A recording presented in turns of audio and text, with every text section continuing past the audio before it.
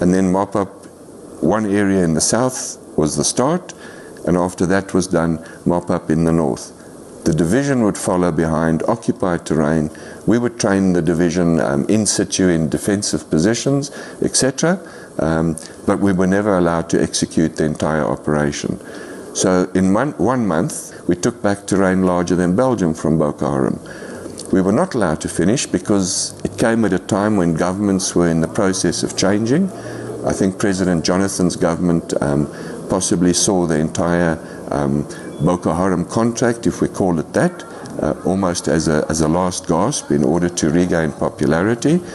The incoming president, President Bihari, was heavily supported by a foreign government, and one of the first missions was to terminate our contract. Could you name that foreign government?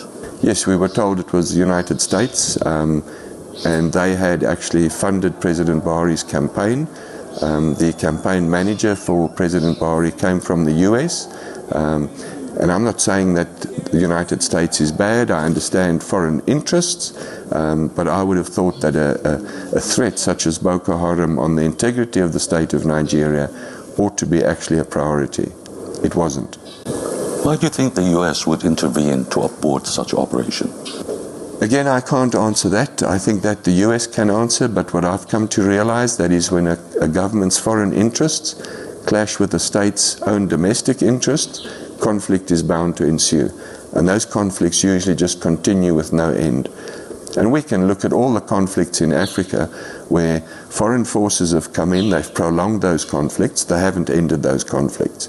And the amount of money and manpower and equipment thrown at those conflicts says to me that something is wrong if no end result is achieved. And surely that end result should be to end the conflict and establish a basis for negotiations, come to an agreement, and then re-establish governance. But that's not what's happening in Africa. How much did you charge the Nigerian government? Well, first of all, we didn't charge the Nigerian government. And I think here that is a question the Nigerian government can answer. We were one subcontractor. So in other words, the Nigerian government appointed a contractor, and we contracted to that contractor as their subcontractor. So I think that's all I'll say. If you're really interested in the figures, that's for the Nigerian government to discuss.